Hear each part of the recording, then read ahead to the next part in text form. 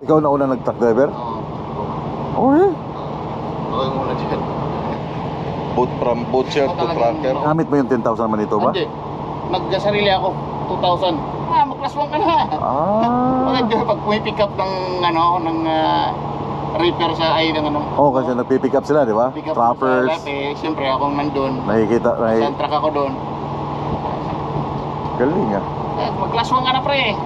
Oh, may ano na, may schedule na.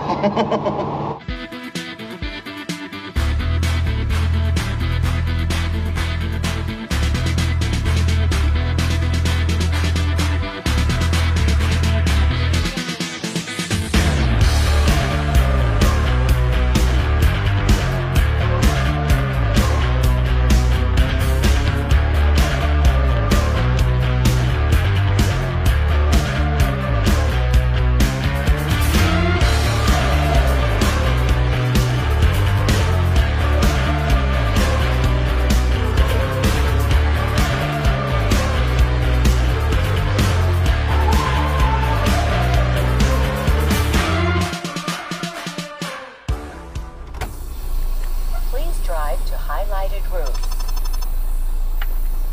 Okay guys, good morning. Nandito ako sa Saskatoon ngayon. So meron akong reload dito sa CNH, malapit lang.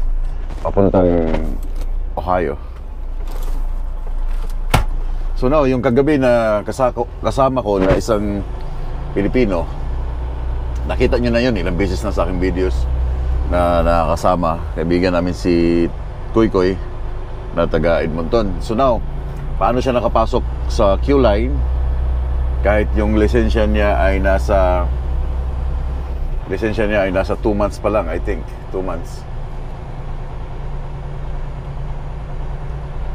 Then si Manoy kasi, yung si Ken Silver, shoutout Ken Silver, siya kasi yung mas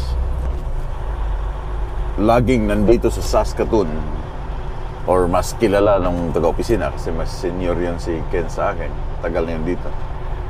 So siya yung nagpapalo up ng application ni Koy Koy, no? Kita nyo naman, 2 months pa lang ang kanyang lisensya. Wala pa siyang at least man lang 6 months na experience sa deck dito sa Canada, pero nakapasok siya sa Q-Line. So bali lahat, sabi nga doon sa last video, yung time frame ng kanyang pagpasok sa Q-Line ay almost ano lang.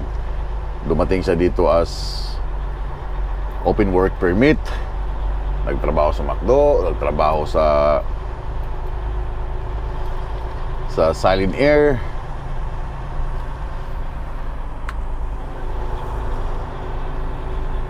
and then nakuha niya ang Q-Line, nakapasok siya sa Q-Line within 13 months buhat nang dumating siya dito sa Canada, no? Ang bilis.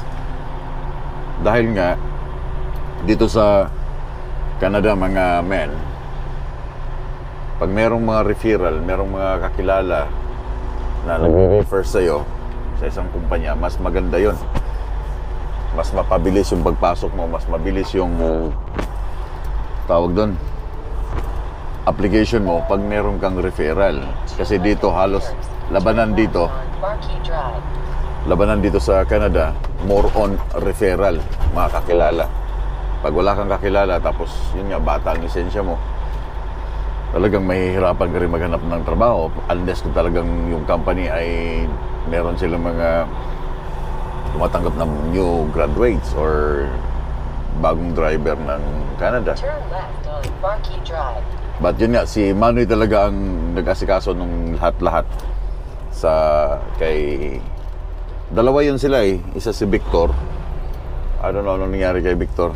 And si Tam Cheng, na 2 months pa lang yung kanyang lisensya.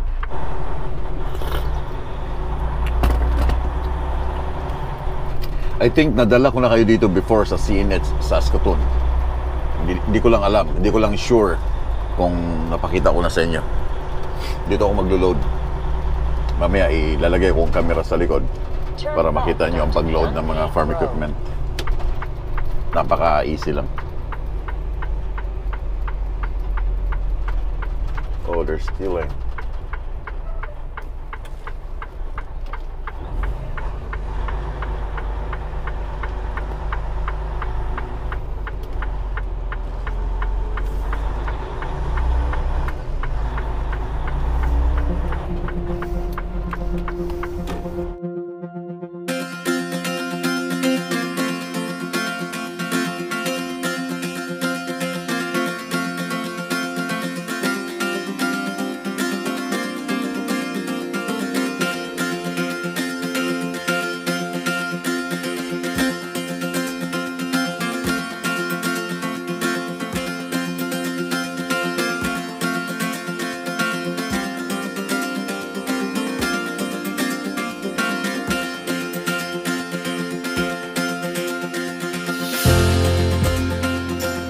Ito yung aking lunch ngayon.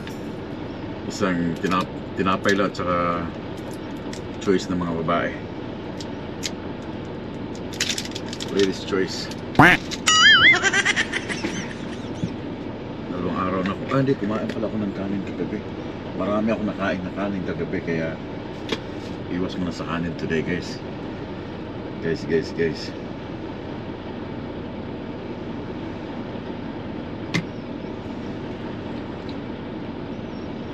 Gusto ko lang magtinapay.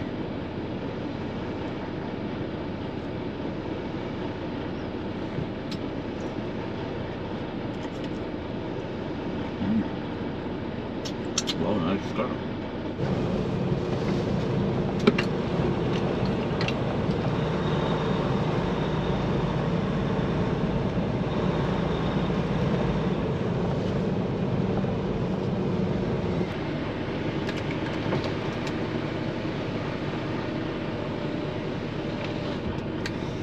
So kailangan kong mag 10 hours dito. Again, itong Q-Line Winkler ay 45 or 40 minutes sa US border ng Dakota. Kaya dito ako dumaan kasi kung dadaan ako ng North Portal, hindi rin ako makakatawid or makakarating ng Minot today kasi from there, Saskatoon, less na lang yung oras, -2. Pagpasok mo ng Amerika, yung 13 hours mo sa Canada, -2. So magiging 11 hours. Tapos yung consume mo na driving from Saskatoon hanggang border, kailan na lang, hindi ka makakabot hanggang, I don't know, pag depende sa flow ng traffic. But pinili kong dumaan dito from Saskatoon all the way hanggang Winkler kasi yung aking hours, ma-maximize ko yung aking hours, and then yung sunset, makapag-drive pa ako hanggang dito. Then bukas, it's around 40 minutes siguro from here hanggang border. Then dito na ako magpapalipas ng gabi sa Q-Line Winkler. And soon, itong Q-Line Winkler, hindi na to ang aking magiging yard. Okay? Hindi na. Soon. Sabihin ko sa inyo anong mangyayari, but hindi na to ang magiging yard ko. Okay? Hindi na yung aking dispatch, hindi na dito sa Winkler after ng biyaheng ito ng Ohio. Mawawala na ako dito, but hindi ibig sabihin kahit wala na ako dito sa, hindi ko na sila dispatch, but pwede pa rin kaming mag-park dito, pumasok sa opisina, mag-shower, magpagawa ng truck, or mag-reload kasi part pa rin ito ng Q-Line. Just like Atchison, pwede ako matulog sa Atchison, pwede ako magpagawa sa Atchison, pwede ako magpagawa sa Abbotsford, sa British Columbia. So itong Winkler, pwede rin kahit hindi na to siya ang magiging aking pinaka-principal na dispatch. Si Hank, mawawala na si Hank sa akin. Then soon, sabihin ko sa inyo kung ano nang mangyayari sa aking career dito sa Q-Line. Soon malalaman nyo rin. But yeah, anyway guys, naalala nyo si Chris Detour, yung aking pilot na napakaraming mga abubot dun sa kanyang mga sasakyan. May may mga CCTV, daming ilaw, may basta, di ba? Naalala nyo siya. So ngayon meron na siyang YouTube channel, si Detour, Mr. Chris Detour. Nung una, sabi ko nga sa kanya nung una na hindi ko i-flex yung channel mo kung napakahaba kasi hirap siyang i-search ng mga viewers. But now, pinalitan niya, and I think that would be final na kanyang ginawa. And ang pangalan ng kanyang channel nandyan sa screen ninyo, ang pangalan niya ay Detour. Yan ang apelyido niya, Detour, yung Detour na ginagawa namin. So, puntahan niyo si Chris, panoorin niyo si Chris, subscribe kayo kay Chris. Nothing's wrong kung mag-subscribe kayo sa kanya, at least para kayo ng mga nanonood, makakuha kayo ng idea doon sa mga ginagawa ng mga pilot na sumasama sa amin sa biyahe papuntang Virginia, papuntang Texas, kung saan-saan. At least sa kanya malalaman ninyo ano yung mga ginagawa nila. So nandiyan sa screen ninyo yung kanyang YouTube channel, Detour. Subscribe kayo doon, Then let me know, comment kayo doon. Englishin nyo lang kasi Amerikano yan. Okay, panoorin nyo. And suportahan nyo rin si Chris sa kanyang bagong career as YouTuber.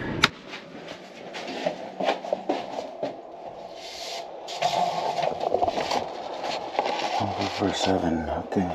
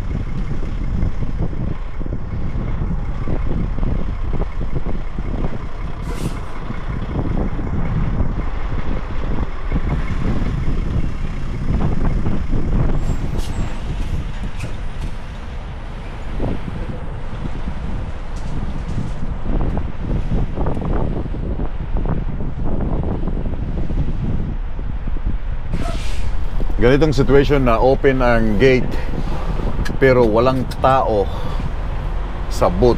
Kailangan mong tumigil sa harap mismo ng gate. Huwag kang dumiretso sa booth na pipila ka dito. No. Hintayin mo within 5 minutes. Kung walang papasok sa booth, then saka ka pupunta dun sa loob ng opisina. Thank you, officer.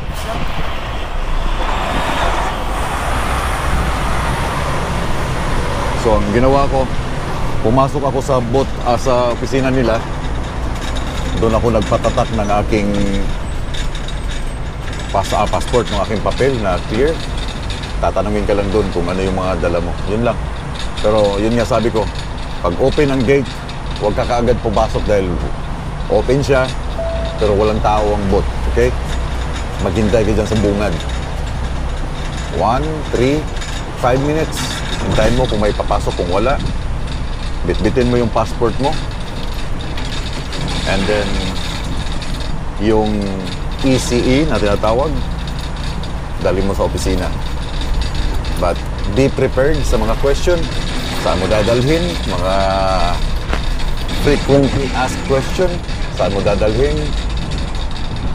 Fruits and vegetables. Cigarette and tobacco. Sigarilyo. Tagalogin mo na lang. Sigarilyo at saka alak. tatanungin ka ng mga officer na yan. So be prepared, okay? Huwag matataranta na ang walang kung ganyan. So again, welcome to North Dakota. Ang aking route ay magiging North Dakota, Minnesota, Iowa, Illinois, Indiana, Ohio. 1 North, Minnesota, Iowa, Illinois, Indiana. 6 na states aking dadaanan all the way hanggang makarating sa Archibald, Ohio. Ohio, kung saan taga doon si Neil Armstrong sa Ohio State. Okay, keep on trucking. Everybody is going home. I'll be left here on my own. Beyond the silence there is noise. Someone listens to my voice.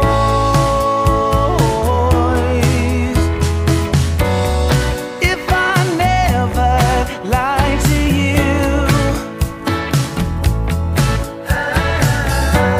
can I expect the same from you? We keep running through this life like we never could think twice. Ooh, it's a waste of time.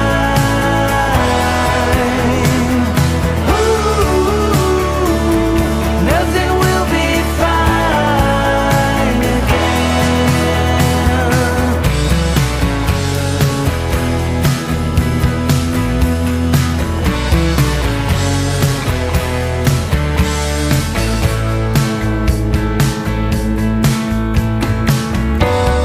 Giving up all control.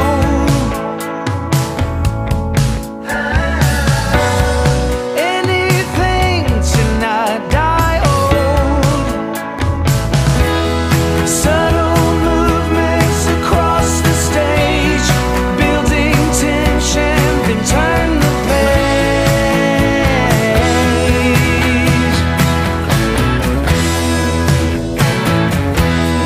Ooh, it's a waste of time. Ooh, nothing will be fine again. Ooh, it's a waste of time. Ooh, nothing will be fine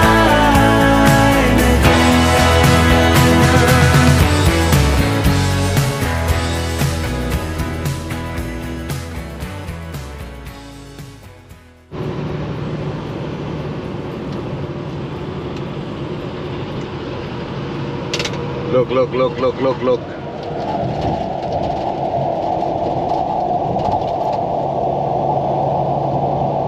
Iwas yung kotse. Didikitan ka ng truck dito. The way sila mag-overtake, didikit yan. Kailangan mo umiwas dahil nagmamadali sila.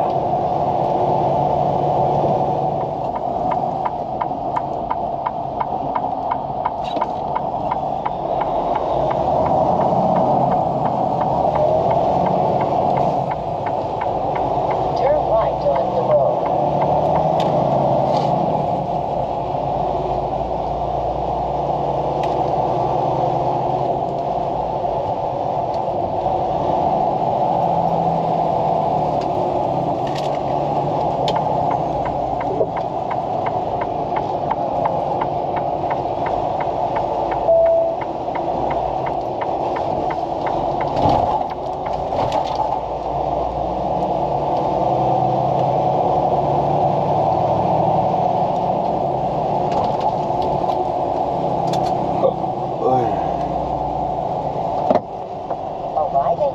Love's Truck Care on the right.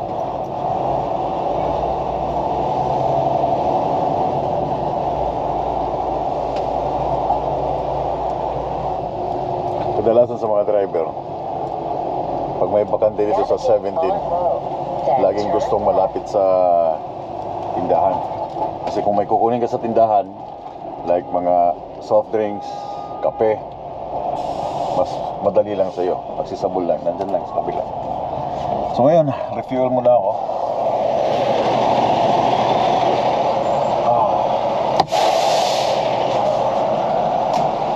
Oh, Diyos ko. Oh. Whew.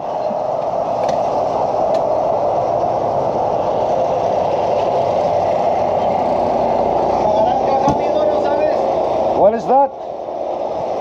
Espanyol? I don't speak Espanol. You speak English? No. Why? Espanyol. Espanol? You know Marquez? Marquez. Marquez. What else? Manny Pacquiao. Yeah. Huh? Two. You're from Mexico? Yeah. That's yours? Why? What's your problem? Es que no puedo pagar. ¿Se pagará ya o qué? Oh, you can get a fuel? Yeah, no Yeah, maybe you can get inside. Okay.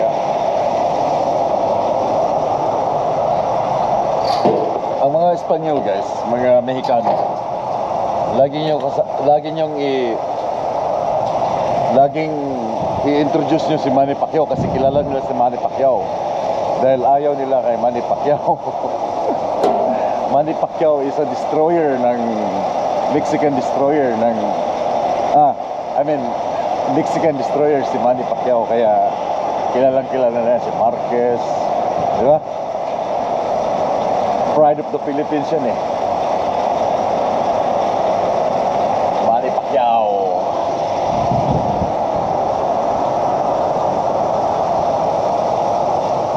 Ay.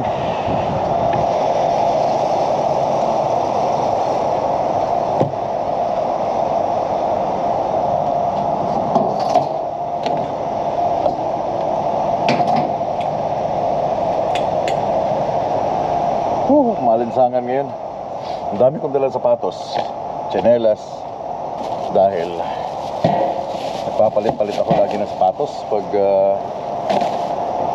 sa biyahe. Kahit yung pangalis ko sa bahay, nadala ko na rin. Ito pang shower ka.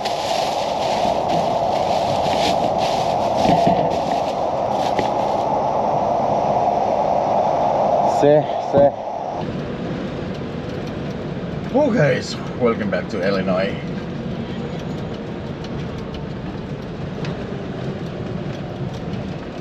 Abre akong trip.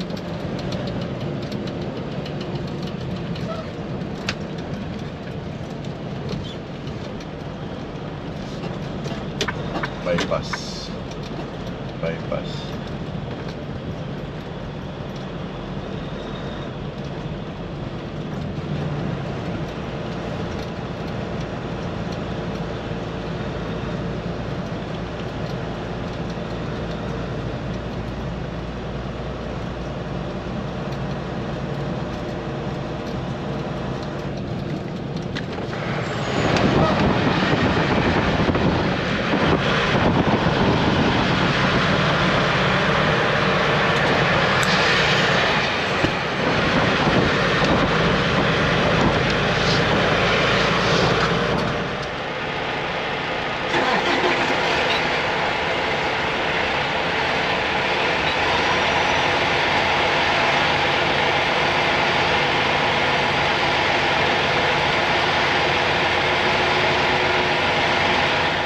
It's been a while. Oo. Okay lang ba? Naka-video? Okay lang.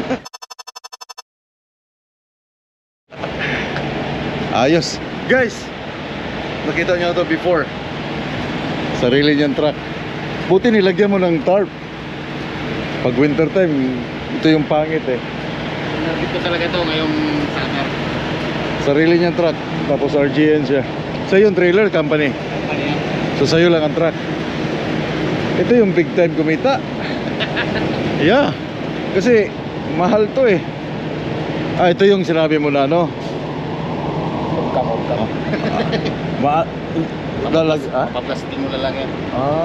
Hanap ako doon, plasting. Nagpa-blasting ko para magano siya. Anong wide nito, pre? Ano lang? 12, 4, Anong tawag nito? Parang anong tawag nito, ha? air drill. Oh, air drill, yeah. Ito cedar, di ba? Ito ay planter. Planter o cedar. Yeah. Pero parang parehas lang siyang style, no? Oo. Hindi, yung ano lang, ito yung... Oh, okay, yeah. Yan naman yung mga disc. Ito. Laki. Oh, yeah, malaki yung ano niya.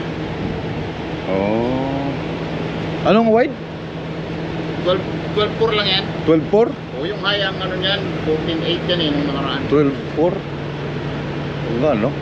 Yun ang dapat ito, 12 lang to. So, nagsobra siya na, ano? Oh. Tataas ng 4.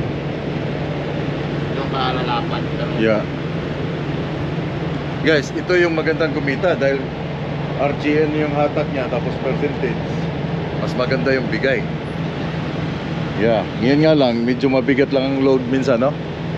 Pag mabigat ang load. Oo, pag mabigat. Porsado ang truck. Yung makina. Yeah, porsado ang truck. Pag ang problema nito, default. Transmission default. Oh. Ang galing. Wala ka ng gear. Or ano ba yan? Peterbilt, di ba? Peterbilt. Ay, ganyan ang sakit ng Peterbilt. Pakar. Yeah. Kasi nung nasa pole soling ako, yung Peterbilt na 579 ba yan? 579. Yeah, namawala ang gear tapos parang bumabalik sa neutral. No? Feel Yan. talaga. Ito feel. Ganun ang sakit ng Ganun Peterbilt. ang yung mga pakar na 2019, 2020. Oh, yun nga, yan siya. Pati Kenworth dati ganyan din ang sakit nung sa akin. 20 times nung Super B, papunta ko Ontario. Papuntang 71 kaya lagpas ng Kenora, 20 times hanggang pabalik. Puro namamatay. Switch off ang main switch. On uli, start. One time sa BC. Bigat. Pako, karga mo. Sus. Pakyat. Busy? Oh, BC. Papuntang tubig lang. Kursado masyado, yeah. Construction. Namatay. Patay ka na. Pag na-construction. Dito pa nga lang, mabigat na tong ano eh.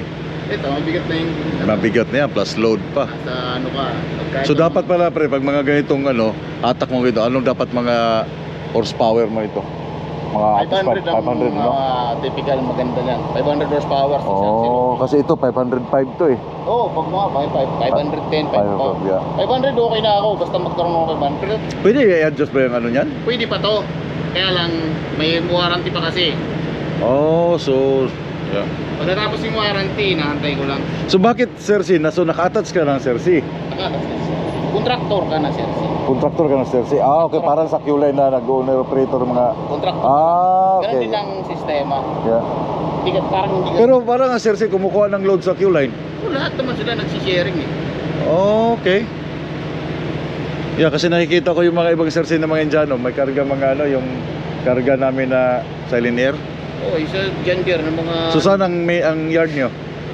Sa Winnipeg? ano, may Altona ako. Altoona ka? Altona. Saan ka nakatira? Dito pa. So doon ka nag-yard sa Altoona? Yun ang yard. Pero Yung sa- hindi ako napunta ron halos. Kasi nga bibigyan ka na ng load eh. Oo. Ito kasama namin before ni Paring Griffith na heavy hauler ng Q-Line. Saka si Milby, no? Kasama namin. Yan, kumain kami doon. I think ilalagay ko doon sa description yung kasama ko siya na ano. Pula pa yung truck niya. Nagkita kami sa border. So ngayon may sarili na siyang truck.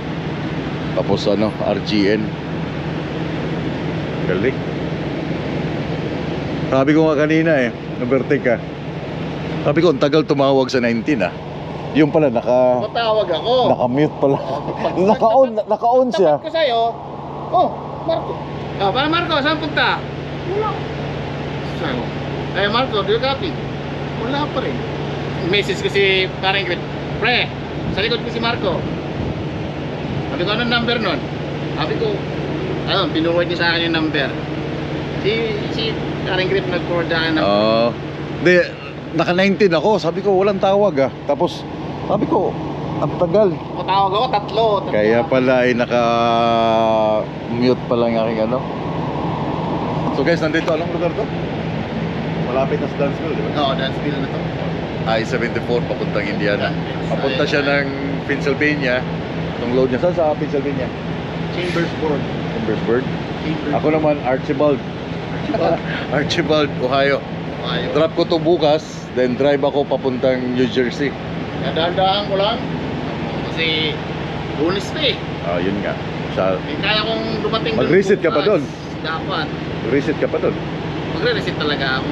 Pag sumabit yung bili mo, anong mga technique diyan para umangat maano? Inaangat ba yung ano doon, airbag? Oo. Ha? Kasi ito matagal na to nag-RGN eh, makakasama ni Griffith. Kaya kukuha tayo ng technique dito. Mga sinabitan na rin ako dati, kaya Bumaba yung ano, sumabit yung talaga. ano. Oo, ito. Release naman to eh. I-release mong, ano i-release pre? Airbag, ito pataas. Tingin niya. Sa amin, iba-iba kasing trailer. Yung iba may ano, ito. Height. Okay. Tataas yan, oh. Mataas na, di ba? Okay. Meron pala kayong ganyan para umangat ang ano. Oo, yung iba mano-mano. Kagaya yung airbag natin sa truck. Yeah. Pag binalik mo yan, babalik sa normal. Oo. Tapos ilak mo na. Lock na yan. Bababa na yan. So babalik sa normal na height niya. Babasa. Okay, so nandito din yung gauge mo. Yung gauge niyan, para sa bigat. Kung nagmo-monitor Yeah, yeah. ka niyan. Suspension pump valve. Sabi nga ng opisina namin eh. Sabi ng sa taga Heavy Haul, oh you know Griff? Yeah, my friend. Oh, he's our tough dog. Talagang Malupit talaga yun. sikat. Parang Griffith, shoutout sa'yo. Malupit yan si Parang Griffith. Hindi rin ako natututo. Yan, dami kang ano dyan eh. Daming matututunan sa kanya eh. Saka hindi siya ano, nagsishare talaga siya ng technique. Nasa sa atin na lang kung paano mo intindihin yung sinasabi niya. Pero pag hindi ka dadaan sa ganito, hindi mo maintindihan eh. Yung kung didiretso ka lang doon sa ano na yun, yung heavy haul niya, Oo. mas maganda talaga doon. Dadaan ka dito, di ba? Para at least maintindihan mo unti-unti. Kasi Maganda siya, kasi mabibigla ka doon sa ano na yun. iba yung ano niya, iba yung level ng Lalo na yung ano, para yung namin. dito pa lang, segregation ng timbang dito, kailangan kabisado mo, di ba? Lalo na pagka ito, tandem ka lang, tapos Yeah. triaxle yung ano mo, kung magpabigat yung sa dulo, wala kang magagawa. Di paano yan pero pag mabigat, ano na, max permit na. Oh, max 40,000 pounds yun. Yung max lang sa tandem, wala ka na magagawa. Pagka ganun, hindi talaga ma-accept yun. Hanggat kaya mong i-backward kasi hanggang 60,000 naman to. Okay. Kasi minsan sa amin kahit isang piraso lang at tapos sabihin mo nga mabigat na, kukuha na lang ng permit na max weight, max permit. Max lahat naman, max. Dati pa, Lahat pala inano mo ano? Binawasan mo talaga. plastic mo na lang yun. So ganito yung securement niya guys oh. Yan oh. Shackle. Ano to pre? Ito yung half inch, di ba? Oo. Half inch din to. Oo. Okay. Ayos, at least makakuha tayo ng mga technique sa mga securement nila. Yung mga ganyan, maliit yan. 3.8 yan eh. Yeah, 3.8 yan. Pang ano lang yan, mga pang basic lang yan. 3.8 ko, hindi nagagamit eh. Ito talaga. Yeah. Samantalang, gumastos ako ng ano, nasa 14 lahat. Anong 14? 14,000. Sa chain? Lahat dyan. Lahat? Heyday crack. Really? Yeah. $14,000? Oo. So mga brand nyo mo kinuha Mga to? brand nyo yan, mga brand nyo nung kinuha ko yan. Oh my God. Ito pa lang guys, gumastos na ng 14,000. Magkano isang balde? Isang daan yan eh. Fuck. $100 yan. Ito nga, $100 to. Ito to? $100, 119. Really? Oo, tingnan mo. Punta ka sa ano, sa truck sa Davenport. Sa amin, tinatapon lang yung mga luma. Dami doon, tinatapon doon. Yung mga may kalawang na, nandun, nasa likod, tinatapon. Lalagyan lang ng ano yun, yung spray. Brusin mo lang yun. Steel brush. Grabe, kabusado ang mga ano.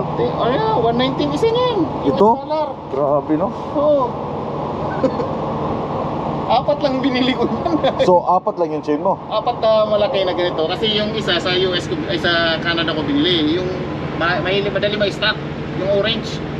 Ah, so mas maganda. Ay, kaya pala yung sa amin, kagaya sa amin. Ang bilis pa-stock. Kaya pala pangit na siya pag ano pre, yung iba na yung tunog niya eh. Ito, Parang okay ako rito. hindi siya nag-i-stock sa Hindi lalim. nag-stock. Kahit winter? Tsaka may lagayan siya. Kahit winter. Ha? May lagayan ng oil. Asan? Ano nilalagyan ng oil? Meron yan sa dito sa ano niya. Hindi yung ginagamit mo yung spray? Ginagamit ko rin. Pinisprayan ko to. Pero nilalagyan talaga ng oil yan? Nalagyan mo talaga. Kailangan maintain mo para magaan yung ratchet mo. Yeah. Yung ano ko, yung kasi dati na ako, di ba? Yeah. Matagal na nakabila yung RGN din. Orange ang gamit namin. Galing niya AI. Yung business stock kahit naalagaan mo sa spray. Ilang ano ka na? Ilang taon ka na nag-RGN? Ganun na kasi nagsimula tina-RGN ako nung boss ko dati mga 2016. 16? 2016 tina-RGN. Ilang taon ka na pala nagda-drive dito? Ano na? 8 8 years na? years. Pero nagsimula ka sa ano, di ba? Pitch up. Ay sa Sa butcher? butcher. Tapos nag class 1 ka 2016. Oo. 2015. 2015. Oo. Yeah. Guys, product siya. Pero hindi ka truck driver sa Pilas? Truck driver ka, di ba? Hindi ka truck driver sa Pilas? Hindi. Hindi nga marunong mag-drive kung dumating dito ng... Hindi ako nag-4 wheels dati. Sabi ko nga sa inyo, yung pathway papunta dito na set aside nyo mo yung pagiging truck driver. Iniisip nyo, mindset nyo truck driver. Siya dumaan sa butcher ngayon. Heavy haul, anong tawag to ba? Heavy haul na ba to pre? Semi heavy haul. Heavy haul na. Oo. Kasi mabibigat na. Tapos butcher, then naging truck driver, may sarili ng truck. Ito yung mas magandang kita sa kanya for sure. Hindi yung sa reaper. Magkano lang yung kita tapos percentage ka doon. Ito magandang percentage. After 3 years pre sa High Life, Kasi ako, na PR ka. 2 years lang PR na ako. Tapos kinuha mo yung license mo gamit ang Manitoba na ano, hindi? Ito ba? Ginamit mo yung 10,000 na Manitoba? Hindi. Nagkasarili ako. 2,000. Bakit that time wala pang ano? Wala pa yung melt. I mean yung ano ni Manitoba, yung Wala pa that time. magkano ginastos mo sa 2,000? This bill. Ilang days mo kinuha? 4 days na training. 4 days? 4 days training. Hindi kumuha agad ako. Di ba? Sabi ko sa inyo, huwag nyong set aside nyo muna yung pagiging truck driver punta dito. Ang isipin nyo, paano kayo makaland dito, then pa-PR or after ng PR, matapos yung kontrata nyo, saka kayo mag-isip kung ano yung gusto nyong tatahakin na trabaho uli. Ano naman to pre? Nagluluto para hindi ka patakbo ng Generator? Oo. Oh. Yung tikit lang. So kaya wala ka palang ano no, IPO? Wala akong ECU. Pinaplano pa lang ngayon. So di gas, Ha? di gas. Siga, so $10 So, nakakatipid ka? $10 lang ang refill ko dyan eh. Ah, nandun yung gas niya. Oo. Okay lang na may dala kang gas? Ha? Sa mga DOT? Wala nang problema, wala pa naman. Simula nung nagsimula ako, nandiyan na yan eh. Hindi ka pa naman na-stop. Wala pa. May stop ako, yung check lang. Pasado naman. Eh paano pag winter na andar? Under niya. Eh? Complete yun yan. Oh, magkano yung ganyan? Nasa 400. Oh, Kasi mas... masyado pa ingay, parang ganyan. Ang takbo ng EPO. Oh, yan, mas matay. Mamaya maririnig mo sa akin, parang barko yun.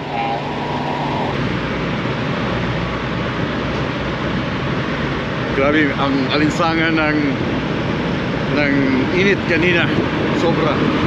Kaya lahat maririnig nyo sa aking background, more on umaandar ang kanilang mga truck. Halos kailangan ng aircon dahil sobrang init tonight. Yan, mga bagong Kenworth ko. Ito yung old style Kenworth. Ito yung model na Kenworth. Then Cascadia, and then Cascadia International, and then Kenworth na lumang style, and then ito si Marvin. Yung stato.